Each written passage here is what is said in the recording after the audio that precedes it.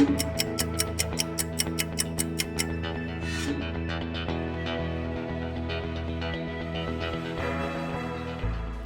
une question à vous poser. Qui s'est déjà fait livrer un repas à domicile? Tout le monde, ou quasiment tout le monde, et ce phénomène s'est accentué pendant la crise sanitaire.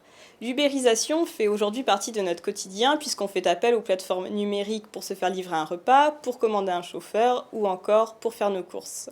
Pourtant, c'est un phénomène récent puisque l'entreprise Uber est implantée en France depuis seulement 10 ans, mais cela a chamboulé le monde du travail par le recours au micro-entrepreneuriat. Mais quelles sont donc les conséquences pour l'inspection du travail et les organismes de sécurité sociale? Alors tout d'abord, il y a un enjeu financier, puisque le recours des plateformes numériques au micro-entrepreneuriat génère un manque à gagner du fait de cotisations sociales plus faibles. Ce manque à gagner est estimé à 10,5 milliards d'euros, ce qui équivaut au montant annuel du RSA, et cela met à mal les finances de la sécurité sociale.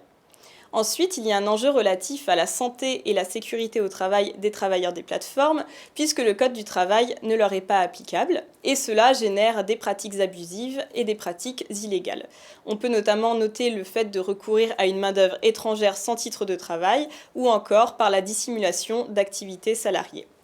La réflexion de notre recherche-action porte donc sur la régulation de ce secteur par une action conjointe de l'inspection du travail et des organismes de sécurité sociale. Mais comment s'effectuerait cette synergie? Alors on a réfléchi à des préconisations, et les préconisations, elles se déclinent en 3 axes. Le premier axe, il est relatif à une responsabilisation et une régulation des plateformes comme donneurs d'ordre. En effet, cela pourrait par exemple passer par la création d'une sanction administrative, puisque les plateformes, elles ont une obligation d'information auprès de leurs travailleurs. Or, lors des entretiens menés, on s'est rendu compte que très peu de ces travailleurs sont informés sur leurs droits ainsi que sur leur couverture sociale. Le deuxième axe est relatif à une action de formation entre d'un côté les inspecteurs du travail et de l'autre les inspecteurs URSSAF. On peut imaginer la création d'un module commun lors de la formation initiale des inspecteurs pour savoir où, quand et comment contacter l'autre organe de contrôle. Ça a pour visée d'aboutir à une meilleure synergie et des moyens d'action communs entre ces deux corps de contrôle. Le troisième axe est relatif à une action de communication en investissant par exemple le champ des réseaux sociaux où les travailleurs des plateformes sont très présents, avec pour visée de mieux les informer sur leurs droits et leur couverture sociale.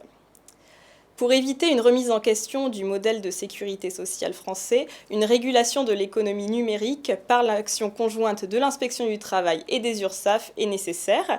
Et si ce sujet vous intéresse, je vous invite à lire l'ensemble de nos préconisations sur le site en3s.fr.